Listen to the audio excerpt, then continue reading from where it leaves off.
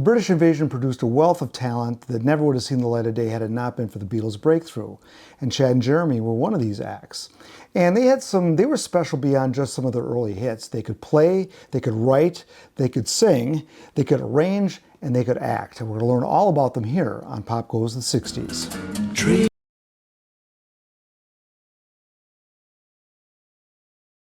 But that was yesterday, and yesterday's gone. Willow, weep for me. Look at the progress we've made. Get your vitamin quota in your soup ready-made. Throw a pebble in the lake and see the ripples grow. Paxton Quigley's had the call, or just a transition I've made. Chad, Stuart, and Jeremy Clyde met while attending London Central School for Speech and Drama. And since they were both interested in music, they formed a folk duo. And they also formed a rock band called the Jerks as a separate group because there was a demand for rock groups. After they graduated, both groups were abandoned as Jeremy left for Scotland to work at Dundee Repertory Theatre, while Chad stayed in the music business as an assistant copyist and an apprentice arranger. By 1963, an actors' strike put Jeremy out of work, and he got back together with Chad, and they resumed their folk duo. And this would have been early 1963. And they started playing at coffee houses. One was Tina's in London's West End, and they were regulars there. It was at Tina's where famed composer John Barry somewhat discovered them. Barry had his own record label. He was part owner of an independent label called Ember, and he liked what he heard, and he signed them to that label. Now, John Barry was always looking for acts, and he asked Chad and Jeremy if they knew anybody else, and they said, yeah, we know Peter and Gordon playing over at the Pickwick. So Peter and Gordon took the slot that Chad and Jeremy had at Tina's. Now, John Barry was somewhat new to this as well. He was, his fame was relatively recent, and Chad and Jeremy had a couple of original songs, and one Chad had written called Yesterday's Gone. And to Chad's surprise, John Barry suggested they record that song. And since Chad already had an arrangement for it, he was pretty much ready to go. You were the one, but that was yesterday, and yesterday's gone. Yesterday's Gone was released in December of 1963 and climbed to number 37 on the charts. So that was pretty good for that small little record label. Now, the credit on the record label was also given to Wendy Kidd. That was a friend of Chad's, and it was her that had lent him the piano to write the song on, so he gave her half credit. Chad and Jeremy, having played the folk clubs, were used to belting out their songs loud. So once they got into the studio, Barry said, hey, you got to calm it down a little bit, and they adopted this whispering style of singing, which was much more quiet and set a much more soft tone. Now, typically Jeremy sang lead and Chad sang the harmonies, and they released their second single, an original called Like I Love You Today. Listen to me do, I'll be loving you like I love you. Unfortunately, this song didn't have the hit potential of Yesterday's Gone, and this missed the British charts entirely. And since Ember was such a small label, I mean, typically if you spent enough money, you could promote the record at least onto the charts. That was not possible this time. They didn't have that kind of money, and the song sunk without a trace. Now, by early 1964, the Daily Express published a picture of a young Jeremy Clyde, all dressed up in velvet as a page to his grandfather at Queen Elizabeth's coronation in 1952. He's the great-great-great-grandson of Arthur Wellesley, 1st Duke of Wellington. Now, this didn't go over that well because rock music was kind of, music of the people. So this kind of gave him a little bit of a black eye, and they looked a little bit too posh. Seeing the writing on the wall, John Barry bought himself out of the contract, and they didn't have Barry to back them anymore, and they had a flop on their hands, so this looked like it might be the end of the line. But things turned around as they realized Noel Rodgers, who published Yesterday's Gone, had sold the rights to that song to World Artists in America. Label president Lou Guarino had heard the song Yesterday's Gone while scouting for bands in England, and he liked the song, and that was released in March of 1964 in the US, and it hit number 21 on the pop charts. Yesterday's Gone charted better in the US than did in England, so with a little hit on their hands here, Guarino wanted them to record an album right away. Unfortunately, John Barry was gone, so he hired young producer Shel Talmy. So this is their first US album on World Artists called Yesterday's Gone. Kind of a cool cover, but this album it's more like the first couple songs they had recorded, a little bit more for an adult audience, a little quieter, and these songs on here totally reflect that. That September in the rain. Now, one of the album tracks on here is called A Summer Song, and though it was not intended for a single, the label pulled that as the next single.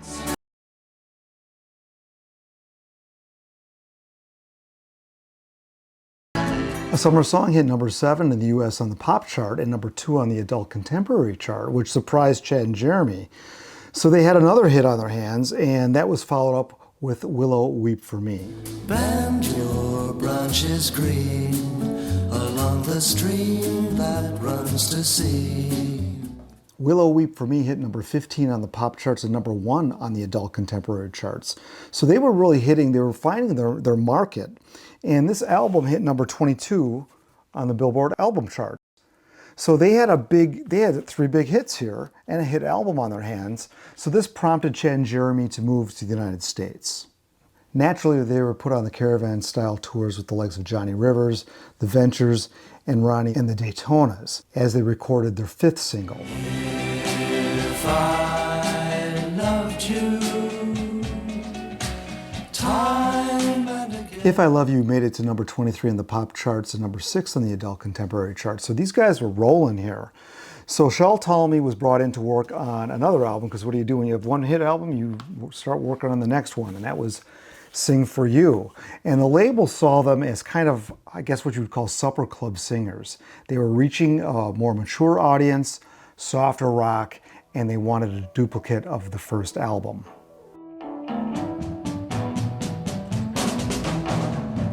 I don't want no other baby but you. Sleep, little boy, sleep and be warm as May.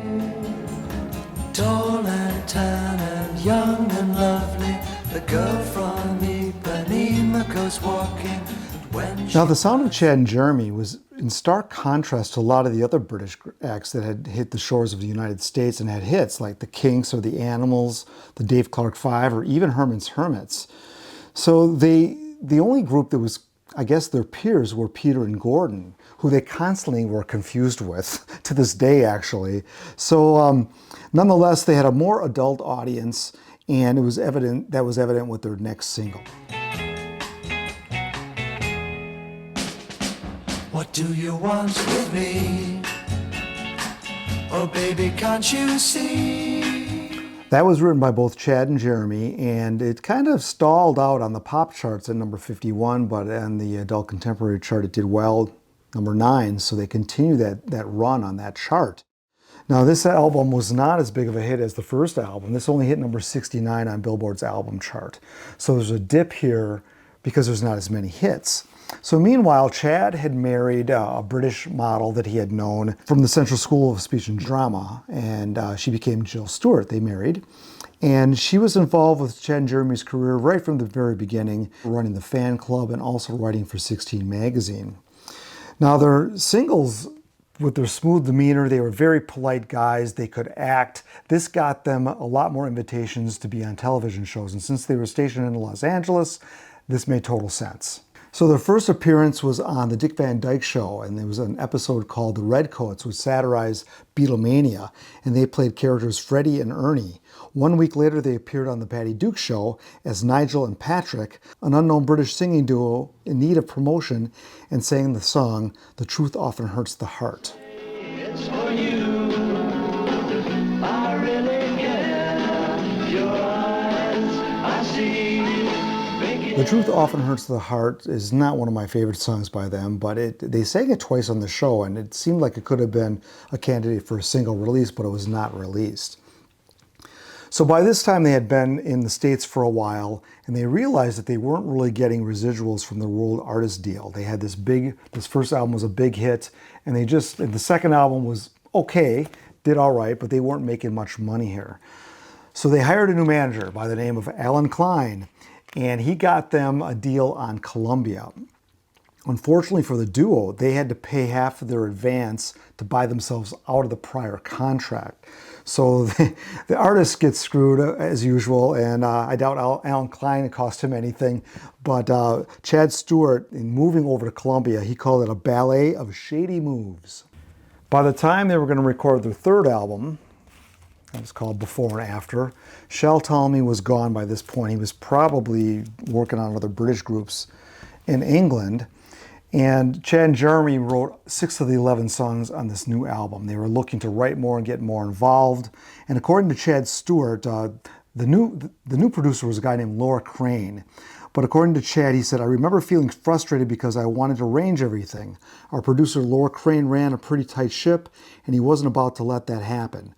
To be fair, our touring commitments made it difficult anyway, so we surrendered to the system and went along for the ride." Before and after losing you, losing you. Guess there's no use in hanging round. Think I'll get dressed and do the town.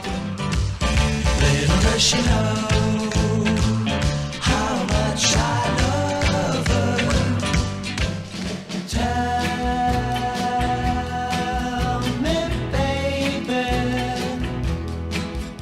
So this is the Before and After album, and the first song I played there, the title track, that got to number 17, number 4 on the adult contemporary chart. And the last song, Tell Me Baby, was a Chad Stewart and Jeremy Clyde original. So they were writing some decent songs here, but they only had one hit off of here, and it wasn't a huge hit. And Before and After is a good song, but it's not one of the most memorable hits of their career. Now, this album got to number 37, and on the back of the album here, they're writing some of their own liner notes. They got their fan club here, which is run by Chad's wife, Jill. She's photographed here. So you can see they're kind of getting things in order. And this got to number 37, so that was better than the album before. Later, 65, ready to do their next album called I Don't Want to Lose You, Baby. Now, this is a very inconsistent album, so I'm not sure what was really going on here at Columbia. I don't know if they were looking to have some bigger hits. Well, everybody's looking to have bigger hits, I suppose. But the first thing they did, the first single they released, was the title track, which sounds like they're trying to sound like the Righteous Brothers. I don't wanna lose you, baby. No, no, no, no, no, no. Now, one of the things that the group did get, they did get a little more creative control, or so they thought. At least Chad Stewart, he's listed as arranger on this album. And again, we see them working on the back of the album, playing different instruments. Here's Jill again in the center with a tambourine. So she's involved. There she goes with her nose in the air. Funny how love can be. I have dreamed that your arms are lovely. You know it's been a long time we've been together. This album only got to number 77, so this dipped a little bit. And this was released in September of 1965. So you had the folk rock genre already well underway. And they tried to incorporate some folk songs in here that didn't really go along with the rest of the album, I didn't think. They did Mr. Tambourine Man, Don't Think Twice, It's All Right, the Sonny and Cher song, Baby Don't Go, all of which don't sound, they're not very good covers. The one cover they did do that was excellent, which was a B-side, is called Pennies. Made to fit your pocket. Take it with you everywhere you go. Pennies is a great song that was written by Dino Valenti. Now, at this point, late 65, Jeremy had been threatening to leave the duo for some time because his love was acting. So they did a 9-month hiatus starting the fall of 1965 when Chad was accepted to a role in a London stage production of The Passion Flower Hotel. By November 1965, Columbia was really interested in their investment in this group, and they flew Chad to London so they could record songs there. And they recorded a mix of different songs.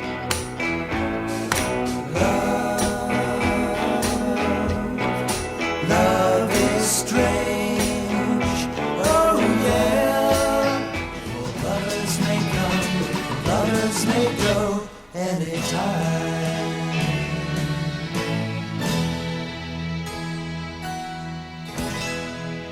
Now those songs were to be for the next album to follow this album, and they recorded a couple, those songs were pretty good, but they also recorded some very bizarre songs as well. Too bad I haven't got a sixpence, not a penny in me pocket, what else around? So cuddle me tight, turn up the light, your mama's out of town. This album was largely scrapped, and Chad headed back to Los Angeles, and he formed a duo with his wife Jill to keep working. So they were known as Chad and Jill. And they released a single called The Cruel War. The cruel war is raging. Johnny has to fight. Now, The Cruel War only charted at number 110, and it's, you know, they're still doing that kind of folk thing. And Jill wasn't really cut out for that, and I don't know that she wanted to be in a duo that much. And in addition to working with her husband, she was also managing the fan club, and she was still writing columns for some teen mags, and she also got steady work as one of Eileen Ford's top models in the United States. Now, the group had several songs recorded and they were in the can, and they had a couple songs that they were looking at releasing as a single. One was called Teenage Failure, and that was written by Jeremy Clyde, and the other was Homeward Bound, written by Paul Simon. And this was before Simon and Garfunkel released it, but they decided to go with Teenage Failure. But even so, it seems that the world has passed me over. Teenage Failure failed and only charted at number 131 on the Bubbling Under chart.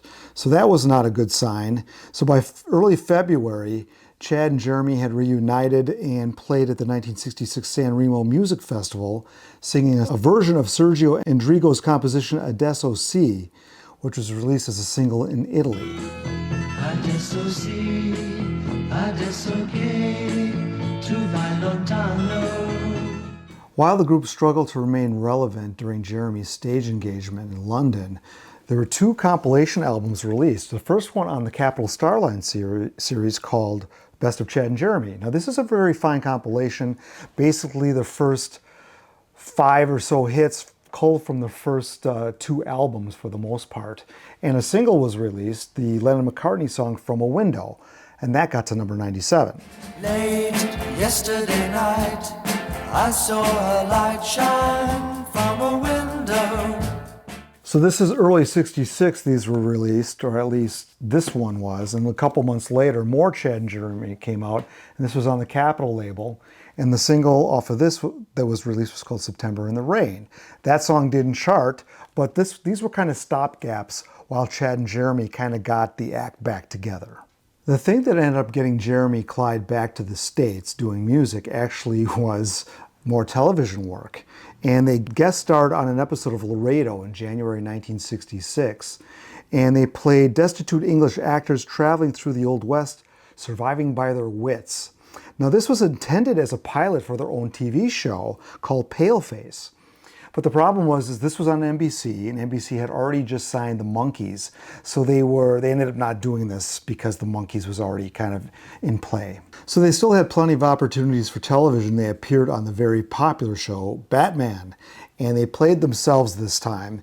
And this was an episode with Catwoman where she ends up stealing their voices. So it's a classic episode. It's a must-see, one of my favorite Batman episodes of all time.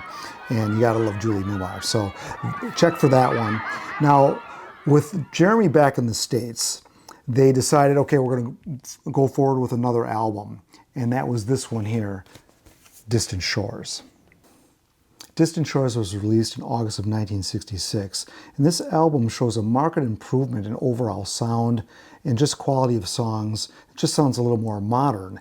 And Laura Crane, this was the album he left on, or he was replaced. And he recorded one song with the group. When your love has gone.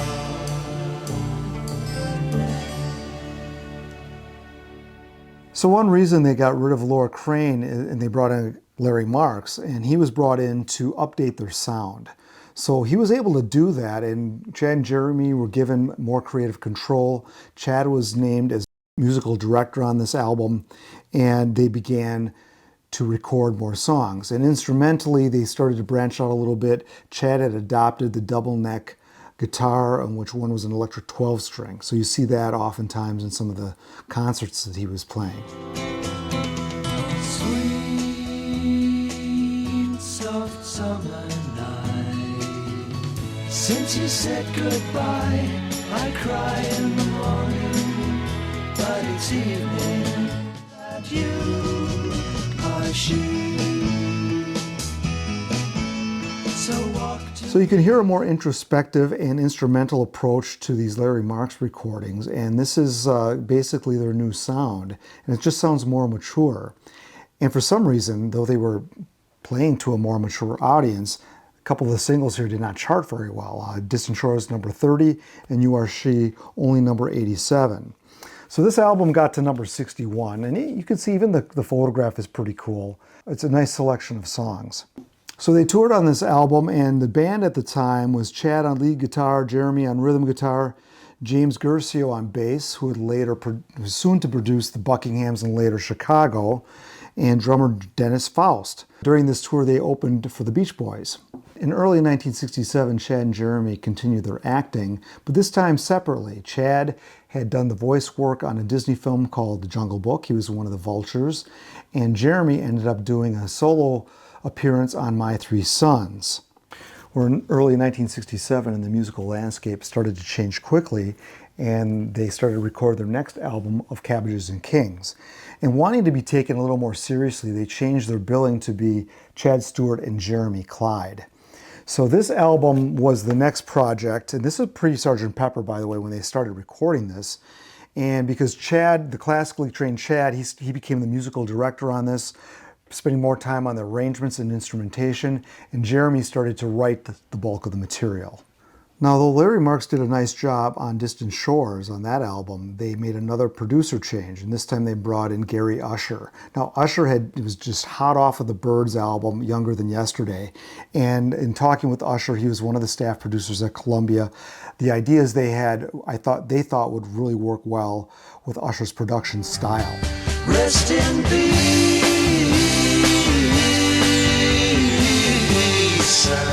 Looking for reasons to come back home once again.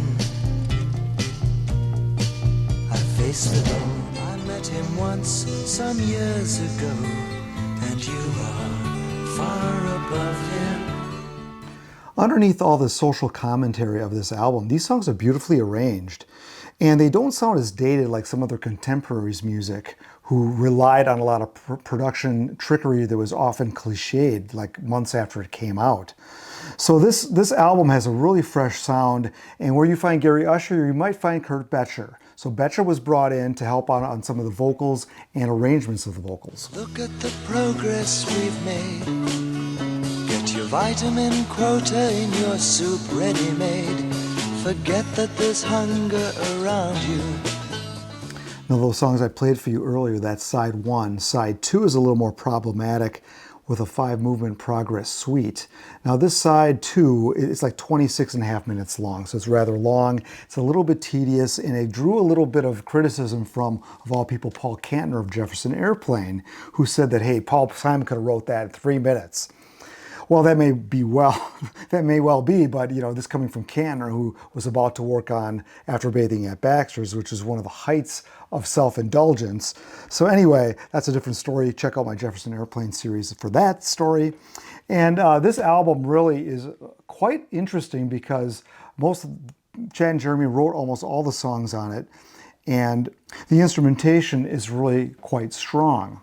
Now, of Cabbages and Kings, as you can tell, this looks very 67-ish. This came out about, I think, 2 months after Pepper and several months before the Stones, their Satanic Majesty's Request. This album only charted at number 186. So that's not very good. And the orchestration and the production was very expensive. And Columbia was a little nervous about this, and they made a stink about it, and Gary Usher went to bat for them, and they continued this lavish and lush orchestration. Now, despite the poor charting of this album, Rolling Stone actually gave this a good review, and it generally got good reviews. It's just people weren't interested.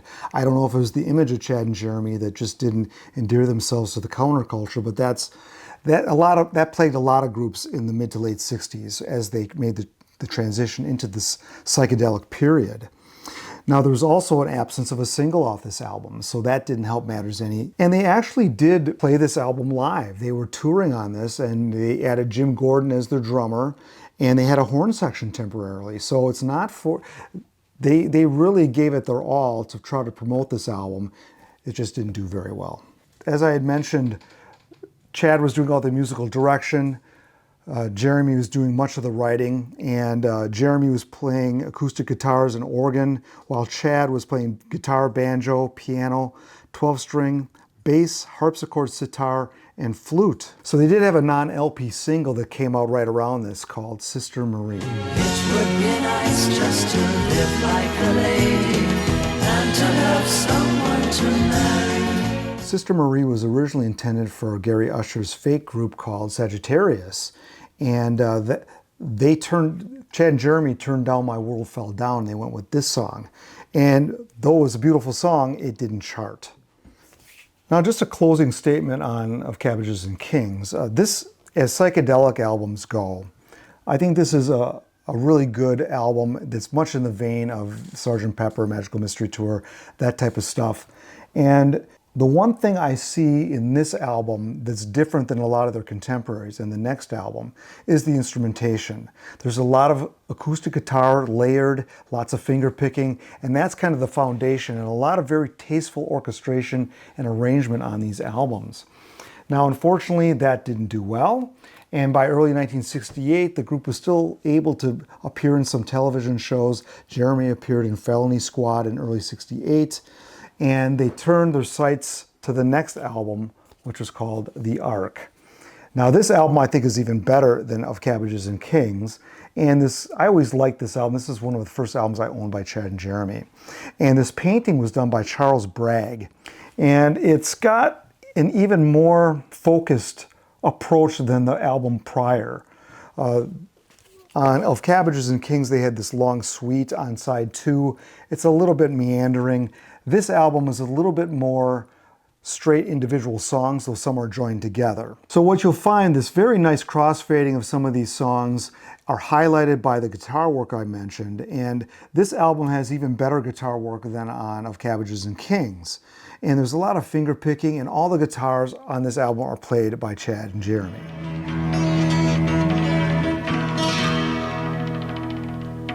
Sitting in the sun, looking back to the ship. The ark, it is bearing down.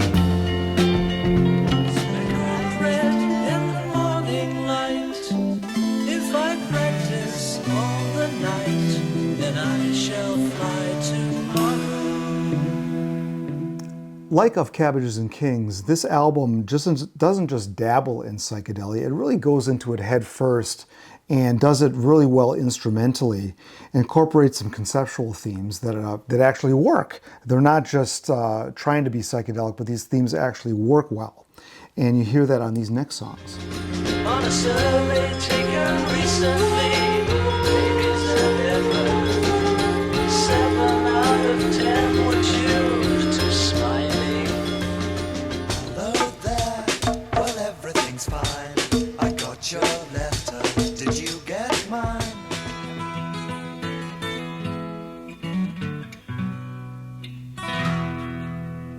It's a cold, gray morning.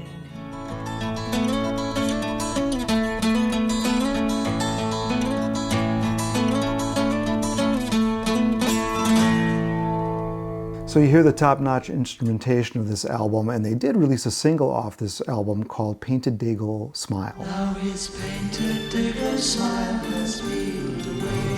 Dago smile has peeled away. If you ask him, he'll say it's too late. If you ask him, he'll say. Now that single did not chart, nor did this album. It missed the charts entirely.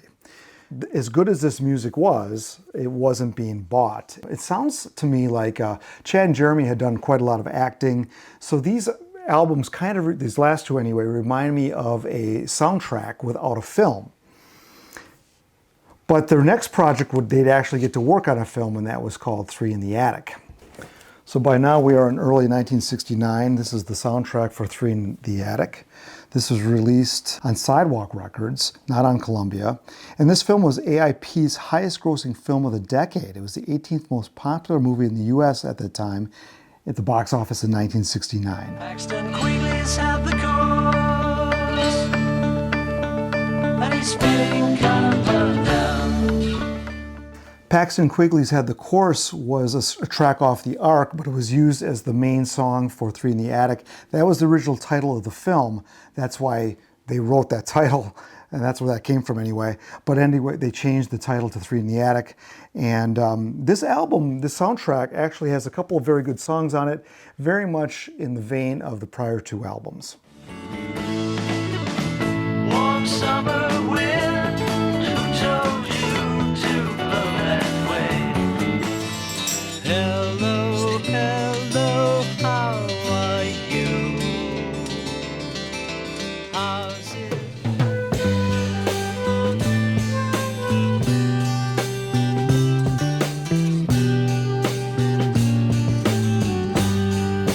So those songs are unique to this soundtrack, and that's really the only place that can be found. You find them on, there's some bonus tracks on a couple of the CDs that you can get. But this album marked the end of the group. Gary Usher was fired because of violating Columbia's policies, because he went so over budget on these. And he did it because he believed he was doing the right thing and creating what they wanted. But they were so in debt that Chad and Jeremy were stuck with that debt. And one of the reasons there was no promotion for the Ark is because they used up so much production budget. That album had no promotion at all, and that's why it didn't chart. And one of the things Columbia did, which wasn't really very nice, they would charge the artist for the use of the studio at like a high rate. Chad and Jeremy would have been better off going to an independent studio with Usher and cutting it that way. It would have been cheaper for them. But they stuck with Columbia, and Columbia kind of screwed them on the bill, and that pretty much tanked the band. Jeremy ended up working on the stage exclusively at this point, and Jeremy ended up working on the London stage at this point for quite a while. Chad stayed in music. He was hired to be the Smothers Brothers music arranger. Tommy Smothers had really liked these last couple albums, and that's how he got that gig.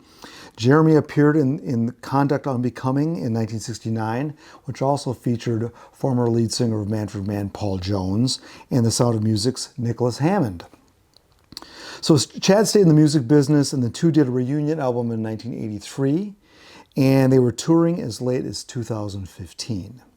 If you compare Chad Stewart and Jeremy Clyde's recording career to some of the other British groups like the Dave Clark Five, Jerry and the Pacemakers, the Searchers, Herman's Hermits, Peter and Gordon, it's really easy to see how Chad and Jeremy were able to make that transition into the psychedelic period successfully. That's actually, I think, very impressive.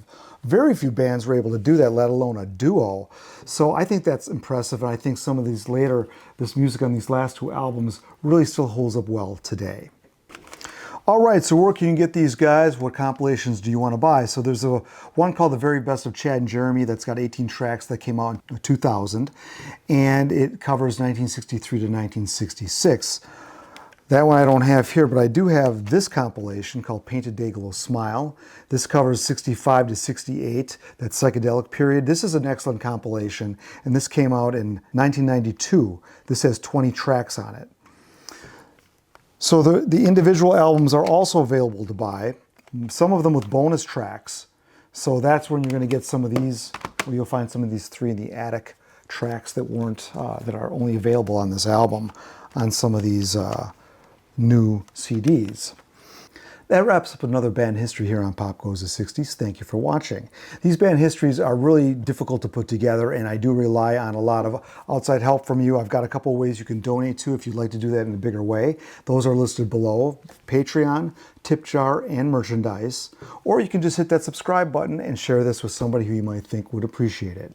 I'll be back with another band history very soon here on Pop Goes the 60s.